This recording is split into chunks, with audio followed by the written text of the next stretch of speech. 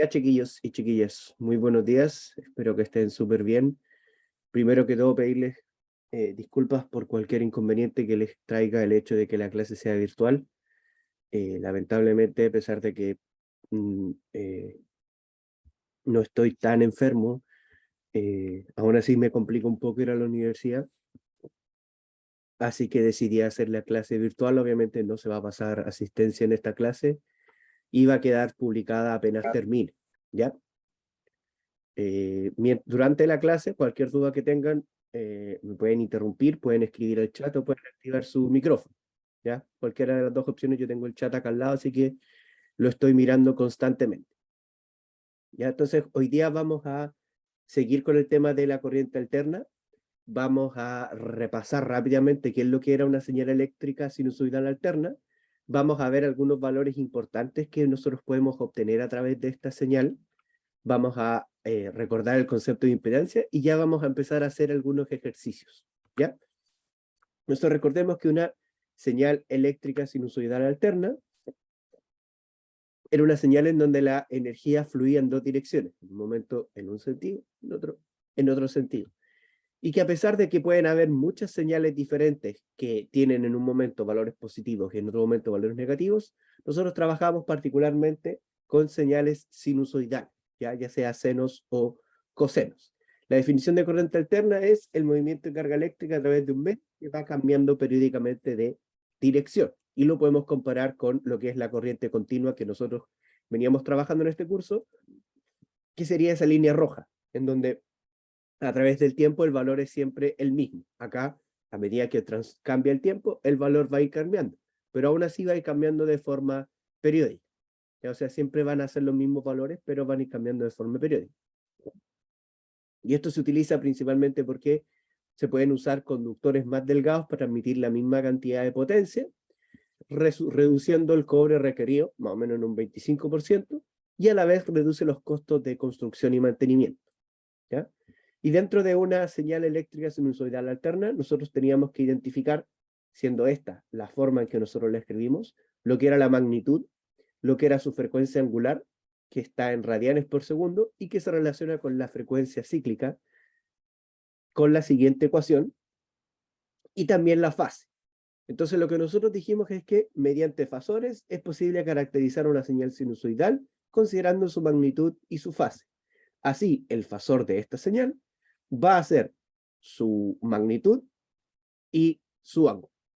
Y vamos a trabajar nosotros con eso. Esto sigue siendo una señal de tensión, pero ahora es una señal de tensión en el dominio fasorial. Ya como nosotros habíamos visto en la última clase, que los fasores era como sacar una foto en ese momento, hacer el análisis y después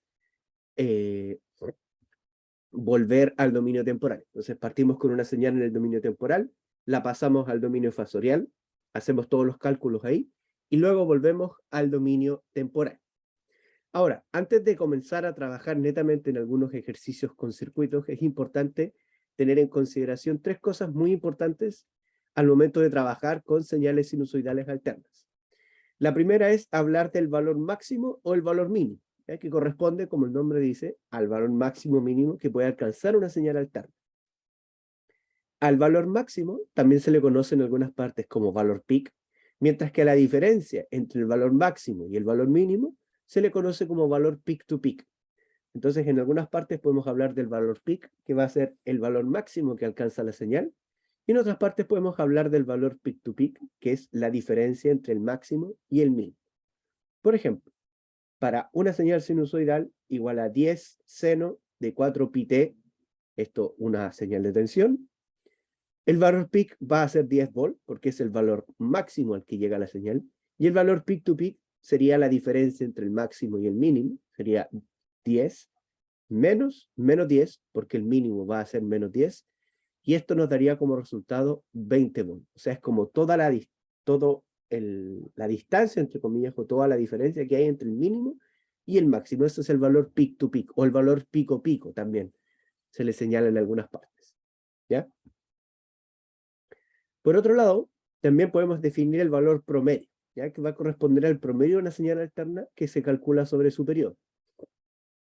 ¿Por qué es importante tratar de definir valores como el periodo o valores únicos, porque al momento de calcular la potencia yo necesito llegar a un valor fijo, no puedo llegar a un valor que dependa del tiempo propiamente tal, sino que necesito llegar a algún valor fijo. Entonces, la fórmula de promedio es 1 sobre el periodo, con una integral de solo el periodo de la señal. Pero si nosotros aplicamos esta fórmula en cualquier señal sinusoidal, nos va a dar que la tensión promedio es igual a 0. Para cualquier señal sinusoidal que no esté desplazada en el eje y hacia arriba o hacia abajo, el valor promedio va a ser 0. Y es cosa de que el valor promedio lo podemos ver como el área bajo la curva. El área que tiene toda esta parte, que sería el primer semiciclo, es igual al área que tiene toda esta parte negativa, y por ende el promedio nos va a dar 0. Por ende, el valor promedio en una señal sinusoidal no nos dice mucho. Afortunadamente tenemos otro valor, y este sí que es muy importante. Es el valor eficaz o RMS. Surge a raíz de la necesidad de medir la eficacia de una fuente de tensión en el suministro de potencia a una carga resistida. Se puede definir como el valor de una fuente de tensión continua que suministraría la misma potencia promedio a la carga. O sea, yo tengo una señal sinusoidal y de esa señal sinusoidal yo voy a obtener su valor eficaz o su valor RMS. Ese valor RMS representa una fuente de tensión continua que entregaría la misma potencia promedio a la carga. No quiere decir que, calculando el valor RMS, nosotros vamos a reemplazar esa señal sinusoidal por una señal de corriente continua de ese valor. Naturalmente, en muchos casos, eso físicamente no se puede, porque la señal alterna ya la tengo o viene definida anteriormente. Pero sí, en base a esa señal alterna, yo puedo decir, ok, el valor eficaz o RMS es tal, y con ese yo puedo hacer mis cálculos de potencia. Un ejemplo de valor eficaz o RMS es el valor que nosotros tenemos usualmente en la red eléctrica. De alguna forma todos sabemos o supimos en algún momento que en la red eléctrica hay 220 volts. ¿No? Eso es todo lo que nos dicen. En muchas partes dicen, no, esto funciona con 220. A veces hay que comprar un adaptador porque en Europa, en otros lados, funcionan con 110 volts, etc. Pero esa tensión a la que hacen referencia es la tensión RMS. De hecho, nuestra señal alterna, que llega desde la corriente, está en un valor, si mal no recuerdo, entre 324 a menos 324, ¿ya? Pero su valor efectivo son 220 volts, y con eso nosotros podemos hacer los cálculos de potencia, etc. ¿Ya? Entonces, este valor es sumamente importante, lo vamos a seguir utilizando constantemente, y de ahí vamos a revisar que incluso cuando se habla de tensión alterna, se suele caracterizar mediante el valor eficaz o RMS, y no con el valor máximo, naturalmente menos con el promedio, sino que siempre que hablen de una señal alterna y dicen, no, voltaje de esta señal alterna, por ejemplo, 200 volts, esos 200 volts son efectivos, a no ser de que específicamente el fabricante nos diga de que no son efectivos. Pero si no nos dice nada, uno debe asumir que es efectivo. ¿Hay alguna duda con el valor RMS o con el valor eficaz?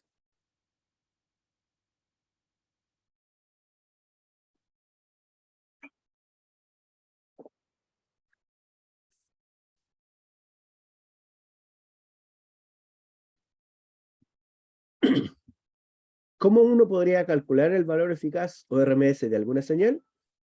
Aplicando esta fórmula. Es la raíz de 1 sobre el periodo de la integral de 0 al periodo de la función al cuadrado. O sea, es una integral que muchas veces no es tan simple, pero que en muchos casos el valor yo ya lo conozco desde antes. Entonces no necesito realizar ningún cálculo tan engorroso, sino que los valores muchas veces vienen ya definidos. Por ejemplo, en una señal sinusoidal puramente, o una señal puramente sinusoidal, el valor RMS es igual al valor máximo dividido en raíz de 2. ¿A qué nos referimos con una señal puramente sinusoidal? Nos referimos a una señal que no tiene desfase hacia arriba o hacia abajo, o sea, no está de cierta forma levantada. Es simplemente la señal sinusoidal, no se le está sumando un 4, un 5, un 6, etc. Es solamente la señal. En ese caso, la tensión RMS es igual al valor máximo dividido por raíz de 2. También tenemos el caso de las señales triangulares, que no está escrito acá, pero donde también está tabulado y es valor máximo dividido en raíz de 3. Y en muchos casos, como se trabaja con señales ya conocidas, no tenemos la necesidad de hacer el cambio, sino que simplemente ya sabemos mediante una fórmula que ese es el resultado. Ahora, si nuestra señal fuese un tanto más compleja, como ocurre algunas veces en tratamiento de señales o en procesamiento digital de señales, donde la señal no es periódica y no es algo que yo pueda definir fácilmente de forma matemática, ahí uno debería calcular. Pero no es el caso de nuestro curso. ¿Ok? Y el otro concepto que estuvimos viendo es el de la impedancia. ¿Ya? Entonces, la impedancia es una extensión del concepto de resistencia y que representa la oposición que existe en un circuito y o elemento al paso de la corriente alterna. Las impedancias de resistores, inductores y capacitores se pueden obtener mediante la siguiente forma. Para el caso de la resistencia, su impedancia es la misma, o sea, la impedancia de una resistencia es igual al valor de su resistencia, y en la admitancia será 1 partido por la resistencia. En ese caso, no hay ningún cambio. Ahora, en el caso de los inductores, la impedancia va a ser igual a J por omega por L, mientras que la admitancia será el inverso. Y en el caso de la capacitancia, Z es igual a 1 partido por J omega C, y eso muchas veces nosotros lo escribimos y lo trabajamos como menos J partido en omega C. ¿Ya? ¿Por qué? Porque 1 partido en J es igual a menos J. Por propiedades de los números complejos, si yo tengo 1 dividido en J, eso es igual a menos J. Entonces, debido a esas propiedades, es que nosotros S menos J que está abajo, lo pasamos arriba con un valor negativo. ¿Ok? La impedancia es un número complejo y nosotros lo podemos expresar de forma rectangular como aparece acá, donde tenemos una parte real y una parte imaginaria. La parte real de este número complejo representa la resistencia y X representa la parte imaginaria que va a ser la reactancia. Por lo tanto, las resistencias me van a estar a mí aportando parte real a una impedancia, o sea, mayor resistencia, más parte real tengo, mientras que los capacitores o los inductores me van a estar aportando parte imaginaria y van a estar aportando al componente imaginario, independiente si es capacitor o inductor. Ahora se pueden anular entre ellos, ya que uno es positivo y otro es negativo. En el caso de la resistencia, siempre son positivas. Por ende, la resistencia que nosotros veníamos visto anteriormente es un caso particular en donde no trabajamos con corriente alterna, sino que trabajamos con señales continuas. En señales continuas, la frecuencia es igual a 0, por ende, el inductor se convierte en un cortocircuito y el capacitor en un circuito abierto, que coincide con el comportamiento de estos elementos cuando están completamente cargados. Entonces, la impedancia es una generalización del concepto de resistencia, ya que si la parte imaginaria es 0, la impedancia se comporta como una resistencia o es propiamente una resistencia. Ahora, la reactancia, que es la parte imaginaria, puede ser negativa o positiva. Si la reactancia es inductiva, nosotros no estamos hablando de una reactancia inductiva, X va a ser positivo. La reactancia inductiva o una carga inductiva, que se le llama, es lo más común que nosotros podemos encontrarnos no tan solo en la industria, sino también en cosas más mundanas.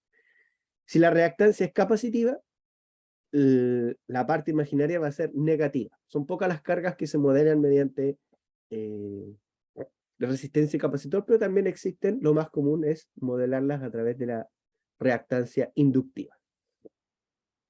Las impedancias se suman de la misma forma que se sumaban las resistencias, es decir, impedancia equivalente en serie es igual a la suma de todas las impedancias, y la impedancia en paralelo tenemos que aplicar la misma fórmula que nosotros utilizábamos para la resistencia en paralelo.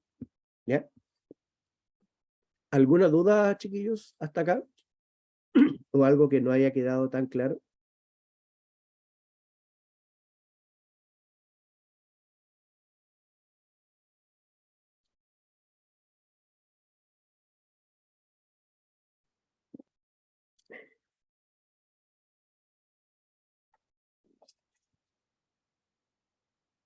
Entonces, desarrollemos ahora algunos ejercicios para que vayamos viendo cómo trabajar en el dominio de la corriente alterna y principalmente cómo pasamos desde la corriente alterna, desde el dominio del tiempo, pasamos al fasor y después volvemos al dominio temporal. ¿Ya? Antes de realizar ejercicio en corriente alterna, eso sí, tenemos que tener claro que la ley de Ohm, ley de Kirchhoff y los métodos de análisis de circuitos sigue siendo válido en corriente alterna. O sea, yo puedo seguir aplicando todo lo que hemos visto en el curso. Usualmente se trabaja con el valor eficaz de una señal sinusoidal.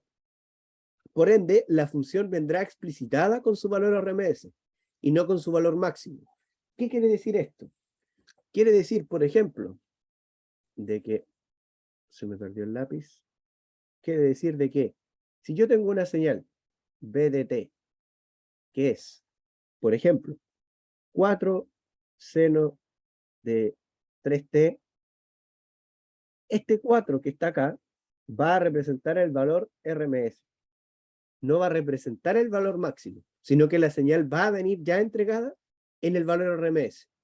¿Por qué? Porque yo tengo que hacer todo el trabajo con los valores RMS. Si me dicen que ese es el valor máximo, tengo que pasar ese valor máximo a valor RMS dividiéndolo en raíz de 2.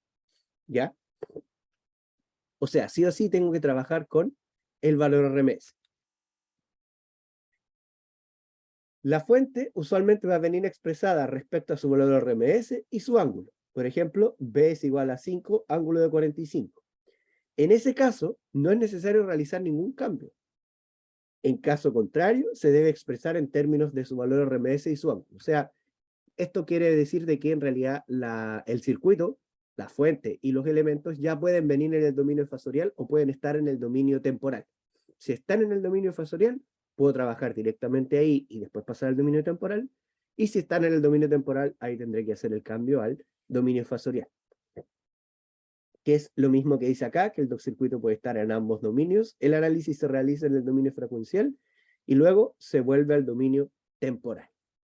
¿Ok? Todo eso depende y hay que ser cuidadoso en qué es lo que me estén solicitando. Si me están solicitando algo en el dominio temporal o me están solicitando algo en el dominio frecuencial. ¿Ya? Entonces, vamos a partir haciendo estos ejercicios. Entonces, yo voy a eliminar este primero para tener espacio para realizarlo. Ahí. Entonces, el primer ejercicio me pide calcular la tensión B sub 0 en este circuito de la figura. ¿Ya? En este caso, usualmente esto debería venir expresado de esta forma. Así. ¿Por qué? Porque ahí me están siendo explícito de que yo debo calcular esa tensión en el dominio del tiempo. Si me la muestran así, yo también podría intuirlo, o también podría saber de qué es en el dominio del tiempo, porque no me están mostrando esa expresión como un fasor. ¿Cómo sé que no es un fasor? No tiene el puntito arriba, no está en negrita. Pero para ser más explícito, lo podemos dejar de esa forma. Entonces me están pidiendo la tensión B sub 0 en el circuito de esta figura donde tengo una fuente, tengo una resistencia de 8 ohm, un capacitor y un inductor. ¿Ya? Déjenme que voy a sacar la calculadora.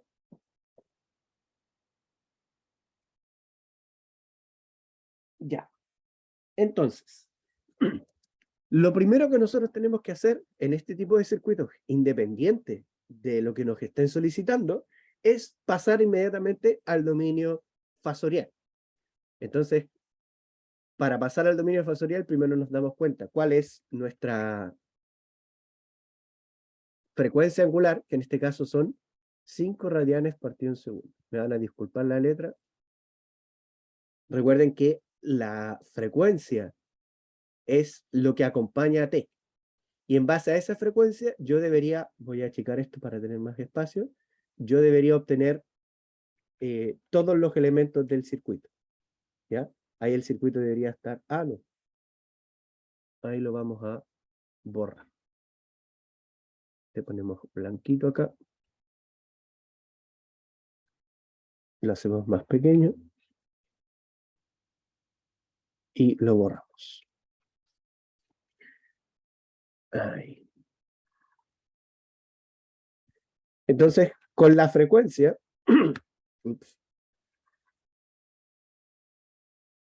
con la frecuencia, yo voy a poder pasar todos los elementos desde un dominio a otro. Lo primero que tengo que fijarme es en la frecuencia, ¿ya? Si bien es cierto, uno podría trabajar con circuitos que tengan más de una frecuencia diferente y hay un método para eso, nosotros en este curso en particular no vamos a trabajar con circuitos que tengan más de una frecuencia, ¿ya? Ahí uno tendría que aplicar el principio de superposición. Entonces, ya tenemos nuestra frecuencia y lo que debemos hacer ahora es cada uno de estos elementos pasarlos al dominio fasorial. Entonces vamos a tener un circuito en donde va a estar la fuente. Debería tratar de dibujar un poquito mejor. La fuente, la resistencia, la inductancia, o sea, la capacitancia y luego la inductancia.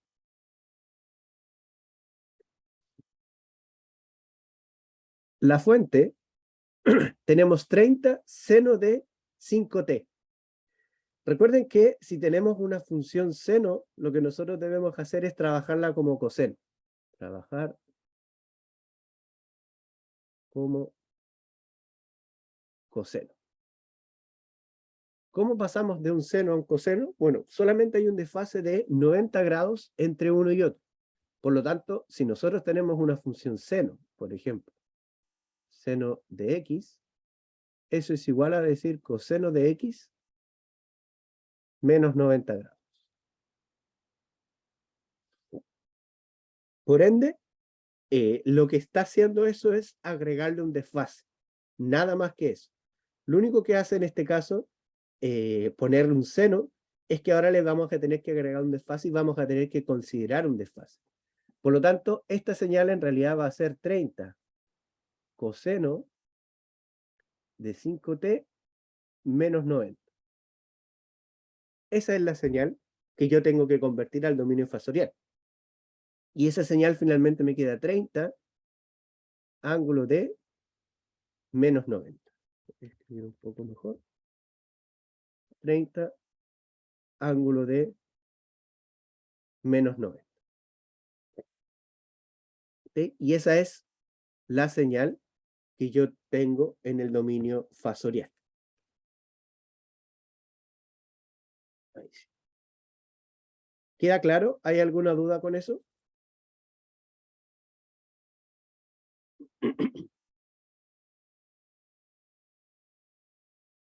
Después, los elementos propiamente tal, recuerden que la resistencia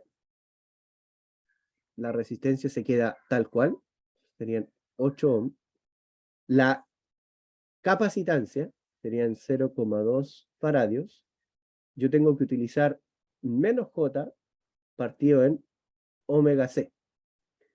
Esto sería igual a decir menos J partido en omega, que son 5, multiplicado por C, que es 0,2. 0,2 es lo mismo que decir 1 partido en 5. Entonces esto se me va y al final me queda menos J. O sea, el capacitor al final es menos J y el inductor J omega L sería J por omega, que son 5, por L, que son 1. Quedaría J5 ohm. Esto siempre está expresado en ohms. Por lo tanto, aquí nos quedaría J5. Bueno, y esto también debería estar en ohm. Y lo que nos están pidiendo a nosotros en este caso es esta tensión. B sub 0, que es la tensión que está cayendo en el capacitor. ¿Ya? El primer paso, pasar siempre al dominio fasorial. Y de ahí nosotros vemos qué es lo más conveniente de aplicar. Ahora, para este caso particular, nosotros tenemos más de una forma de resolver este circuito. La primera forma sería aplicar el método de malla, por ejemplo. Entonces tendría una malla, 2 mallas, tendría que sacar cuánto es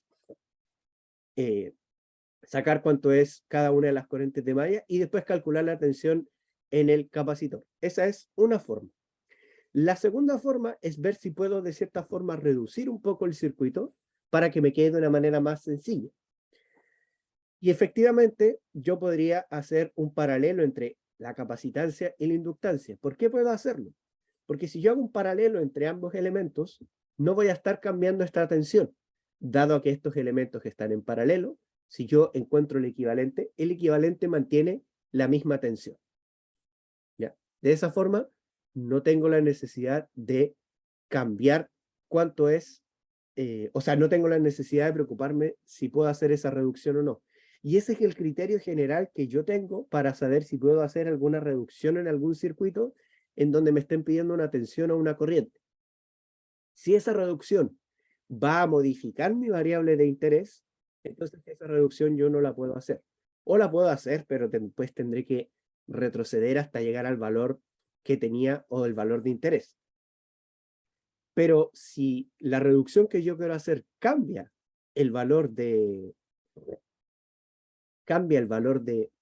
la variable de interés, yo no puedo hacer esa reducción. En este ejercicio tenemos esos dos casos. Si yo hago el paralelo entre la capacitancia y la inductancia, no voy a estar cambiando B sub 0. Por ende, yo puedo encontrar cuánto es el paralelo entre menos J y J5, y eso directamente, como son dos señales, dos números imaginarios puros, puedo calcularlo de la siguiente forma, y solo son dos, entonces sería menos J multiplicado por J5, dividido por menos J más J5. Entonces en la parte de arriba necesito una multiplicación y en la parte de abajo necesito una suma. Por lo tanto, en la parte de abajo me conviene mantener los números en el formato rectangular para hacer la suma rápida. Y me quedaría menos J por 4, o sea, J por 4. Pero arriba debería pasar estos números a la forma polar. Afortunadamente, como son números puramente imaginarios, y es solo un componente, su magnitud es el mismo valor que acompaña al número, y su ángulo va a depender si es positivo o negativo. Para un número imaginario positivo, el ángulo siempre es 90 grados, porque está ubicado en el eje imaginario positivo, por lo tanto son 90 grados. Y para el caso de un número imaginario negativo, el ángulo siempre son 270 grados. Por lo tanto, aquí vamos a tener 270, aquí vamos a tener 5, ángulo de 90. ¿Qué es lo que hacemos ahora? Se multiplican las magnitudes y se suman los ángulos. Entonces 270 más 90 grados, al final me va a quedar en 360 grados. Y 360 grados al final es lo mismo que decir 0 grados. Por lo tanto, esto va a quedar en 0 grados dividido por J4. ¿Ya? Ahora, este J4 nuevamente lo podemos escribir como forma polar, que sería 4, ángulo de 90 grados. ¿Ya? ¿Por qué de 90 grados? Porque nuevamente es un número imaginario positivo. Y al final el resultado nos va a quedar 5 cuartos, ángulo de menos 90 grados. Que eso también lo podemos escribir como menos J, 5 cuartos de O. Recuerden que menos 90 grados es lo mismo que decir 270. Simplemente el ángulo se va midiendo en la dirección contraria. Entonces, esta sería la impedancia equivalente que habría entre el capacitor y el inductor, y de esa forma yo puedo dibujar el circuito de la siguiente manera. Voy a tener la fuente, voy a tratar de hacer un círculo relativamente bien. Tengo la resistencia, y aquí voy a tener un elemento que lo vamos a dibujar como un cuadradito, yo podría dibujarlo también como un capacitor, puesto que me quedó una reactancia negativa, pero cualquiera de las dos formas va a estar representando lo mismo. Esto es 30, ángulo de menos 90, 8 ohm, y esto es menos J, 5 cuartos de ohm. Y lo que me pide nuevamente es la tensión V sub 0. ¿Ok? Entonces, este circuito es mucho más simple de poder calcular esta tensión V sub 0. Ahora, uno podría pensar que quizás puede perfectamente ahora reducir cuánto es, sería positivo, negativo, reducir la resistencia en serie con la inductancia y me quede solamente una impedancia. Pero si yo hago eso, este V sub 0 desaparece, porque este V sub 0 es la tensión que está asociada a esta impedancia, más bien a esta reactancia, y si yo reduzco esta reactancia justo con esta resistencia, voy a llegar a otro elemento en donde V sub 0 de cierta forma se va a perder. Lo que yo podría hacer en ese caso es calcular la corriente total, y en base a la corriente total después lo multiplico por cuánto es la reactancia. ¿Cuál es el camino más fácil? El camino más sencillo es simplemente encontrar cuánto es la corriente total del circuito, y en base a la corriente total del circuito, yo poder encontrar cuánto sería la tensión V sub 0 multiplicando esa corriente por, por el valor de la reactancia. Esa es una forma. Y la otra forma es aplicar algo que se llama el divisor de tensión. Entonces vamos a ver ambas formas. Primera forma. En esta primera forma, lo que nosotros vamos a hacer es encontrar la corriente total.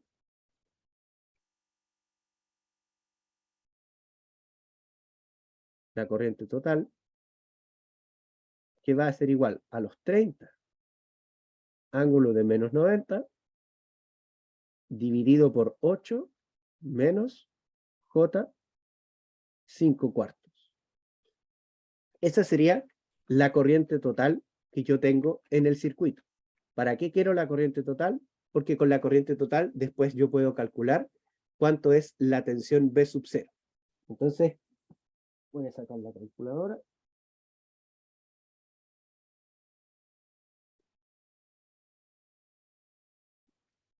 Voy a tener, por un lado, 30 ángulo de 0. En las calculadoras, yo he visto que la mayoría tiene esta misma. Uy, no se ve mucho. Ahí. En estas calculadoras yo puedo ingresar directamente cualquiera de las dos formas de los números complejos, ya sea en su forma polar o en su forma rectangular. Y el resultado me lo va a entregar en cómo tenga yo configurada la calculadora. Pero puedo ingresarlo de cualquiera de las dos formas. Pero si voy a ingresarlo en forma polar, tengo que ponerlo entre paréntesis. ¿Ya? Entonces sería 30 y después busco lo que es el ángulo de menos 90 grados. No creo que no se alcanza a ver bien en la calculadora. Bueno, en clases después se los puedo mostrar, pero es importante que esté entre paréntesis. Y el ángulo se puede poner directamente, hay un comando para poner ángulo. Entonces sería menos dividido 8 menos i, ¿dónde dejé el i? No.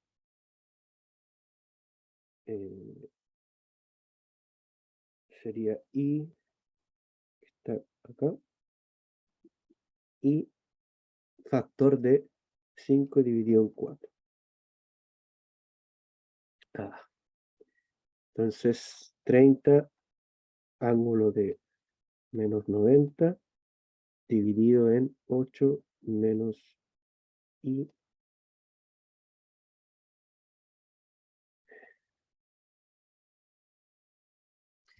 Y el resultado, como yo lo tengo configurado en forma polar, me lo entrega en forma polar. Y sería 3,71, ahí estoy aproximando porque me entrega varios decimales, 3,71, ángulo de menos 81, menos 81,1. Y esta sería la corriente total que está pasando por el circuito. Entonces yo después, para encontrar B sub 0, puedo decir simplemente que B sub 0 va a ser igual a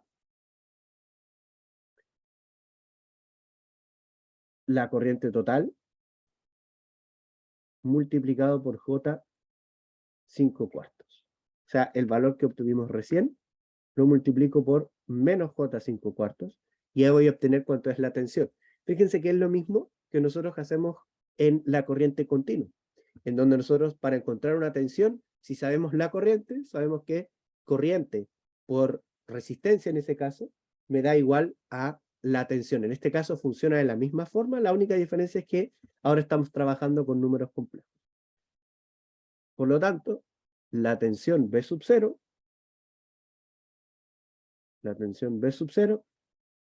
va a ser igual al valor que obtuvimos recién, multiplicado por menos I factor de 5/4. Y eso entonces nos da que es 4,63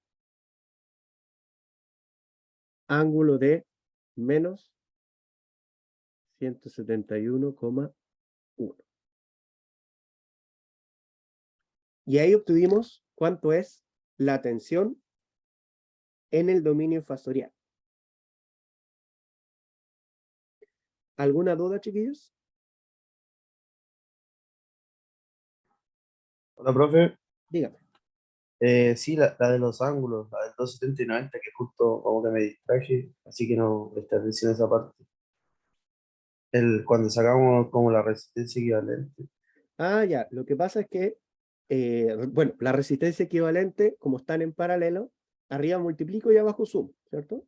Entonces, arriba tengo una multiplicación de números complejos y la forma más sencilla de hacer la multiplicación de números complejos es haciéndolo a través de su forma polar. Mientras que abajo, como tengo la suma, la forma más fácil es la forma rectangular. Abajo sería entonces menos J más J5, J4. Pero arriba tengo que multiplicar menos J multiplicado por J5, ¿ya?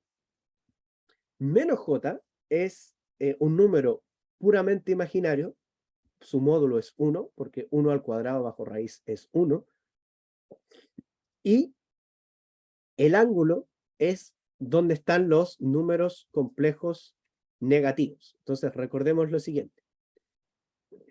En esta diapositiva, nosotros cuando hablamos de un número complejo estamos hablando de el plano complejo. ¿Ya? ¿Dónde está para dibujar aquí? Aquí. Nosotros hablamos del plano complejo, donde en el plano complejo tenemos la parte real y la parte imaginaria. Entonces, cualquier número complejo, por ejemplo, z, tiene un ángulo que siempre se ve respecto al eje real, ¿ya? Ese sería un número z que tiene una parte real y una parte imaginaria. ¿Qué pasa ahora si nosotros hablamos puramente de un número que tiene una parte real? Estaría, por ejemplo, aquí. Supongamos que ahí tenemos el 3. El ángulo que tendría ese número sería 0, puesto que no describe entre él mismo, dado que está ubicado en el mismo eje, su ángulo sería 0. ¿Qué pasa ahora si tenemos un número en el eje imaginario? Supongamos que aquí tenemos el J4. El ángulo sería todo esto. Y ese ángulo sería un ángulo de 90 grados, ¿ya? Porque el ángulo que está describiendo respecto al eje real son 90 grados. Si después nosotros nos vamos a este eje, supongamos que aquí tenemos el menos 3, este ángulo va a ser 180, porque sería todo este ángulo completo, y ahí tendríamos 180. Y de la misma forma, ocurre lo mismo si es que tenemos, por ejemplo, nuevamente acá, ahora, menos J4, donde nos tendríamos que dar la vuelta por los 3 primeros cuadrantes, primer cuadrante, segundo cuadrante y tercer cuadrante, para llegar a este número. Y ahí tendríamos un ángulo de 270. ¿Ya? Entonces los números reales positivos, cuando es solo un número real positivo, el ángulo es 90. En los números reales negativos el ángulo es 180. en los números imaginarios positivos es 90 y en los números imaginarios negativos es 270. ¿Eso queda claro? Sí, profe, Ya. gracias. Entonces, lo que hice yo fue decir, ok, tengo menos j, que al final es un número imaginario negativo, por lo tanto le doy el ángulo de 270. Y tengo j5, que es un número imaginario positivo, le doy el ángulo de 90. Esta conversión yo la podría haber hecho de la forma en que nosotros veníamos haciéndolo usualmente, ¿ya? O sea, sacando el arcotangente, etc. Pero aquí yo me aproveché un poco de que son números puramente imaginarios para poder encontrar los ángulos. De ahí lo que hice es multiplicar los ángulos, o sea, multiplicar los módulos y sumar los ángulos. El resultado me quedó, por ejemplo, en menos 90 grados. Es lo mismo si yo hubiese dejado el resultado expresado en 270 grados. ¿Por qué?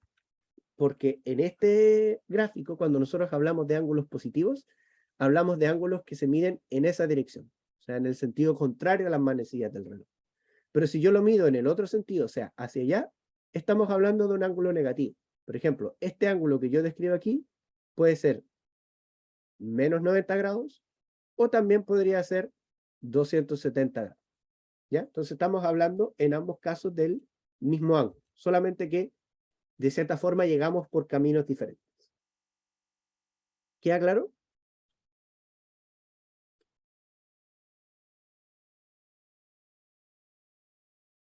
¿Alguna duda adicional, chiquillos?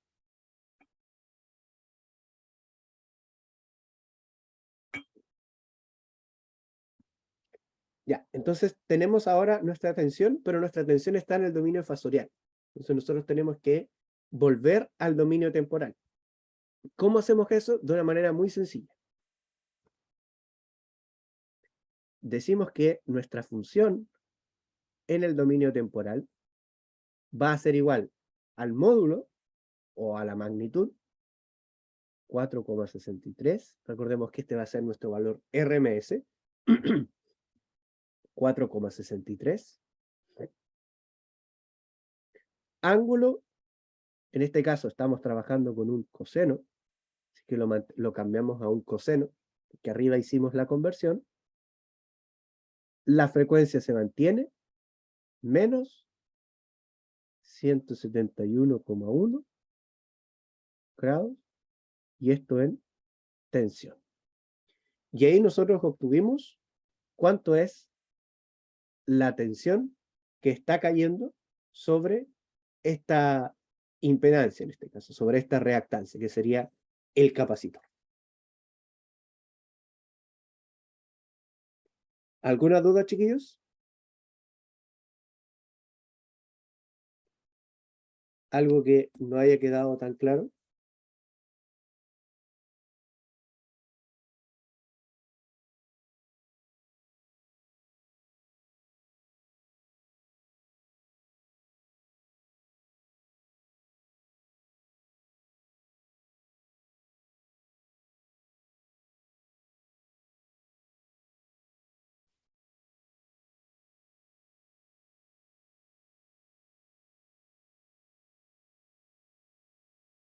¿No?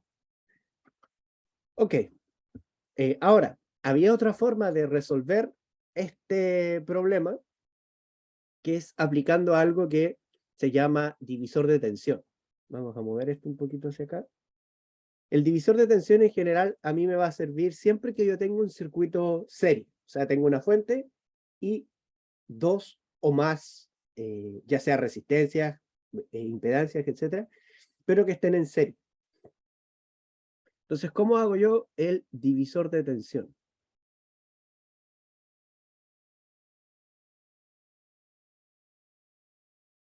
El divisor de tensión va a ser, por ejemplo, si yo quiero encontrar B sub 0, B sub 0 es la tensión que yo tengo como fuente, 30, ángulo de menos 90, dividido por la impedancia equivalente, o la suma de todas las impedancias o resistencias que tenga, que en este caso sería menos J 5 cuartos, y luego esto se multiplica por la impedancia o resistencia de la cual yo quiero obtener su tensión.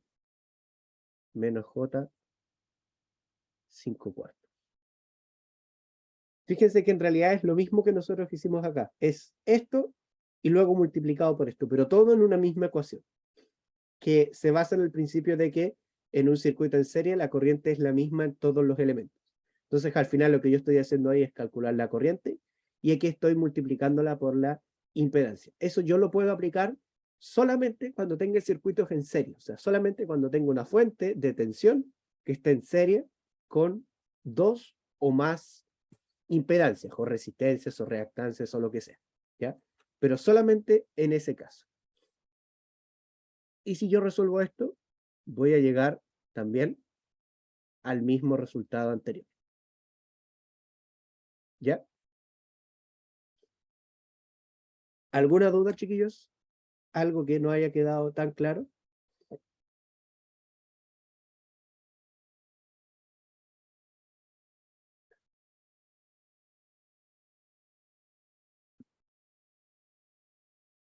Entonces, yo de aquí al día jueves voy a subir el resto de los ejercicios resueltos, que sería este y este. Los voy a subir con una letra bastante mejor que esta. Y también tengo pendiente subirles una guía con todo lo que hemos visto hasta ahora. Esa guía también la voy a subir esta semana. Quería subirla la semana pasada, pero como estuve medio enfermo no alcancé.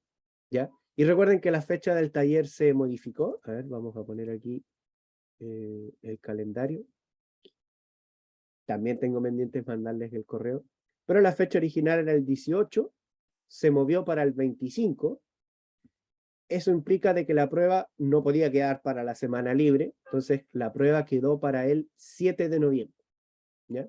Entonces, el taller es el 25 y lo que va a entrar en el taller es todo lo que alcancemos a ver hasta la clase del 18 de octubre. Ya después tendremos la clase del 24, donde quizás ahí podemos o hacer ejercicios o seguir avanzando con la materia. ¿Ya? ¿Alguna duda, chiquillos, con la clase de hoy? ¿Algo que no haya quedado tan claro o algo que quisieran consultar, ya sea de la clase o de alguna otra cosa? Los talleres también los voy a tener sí o sí esta semana. Los quería revisar el fin de semana, pero no me fue posible.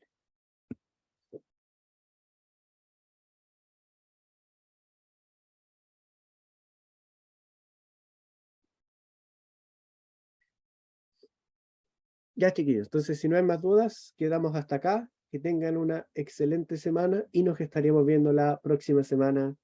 Ojalá que en la sala y no a través de eso. Que estén muy bien. Chao, chao. Chao, profe, que tenga buen día.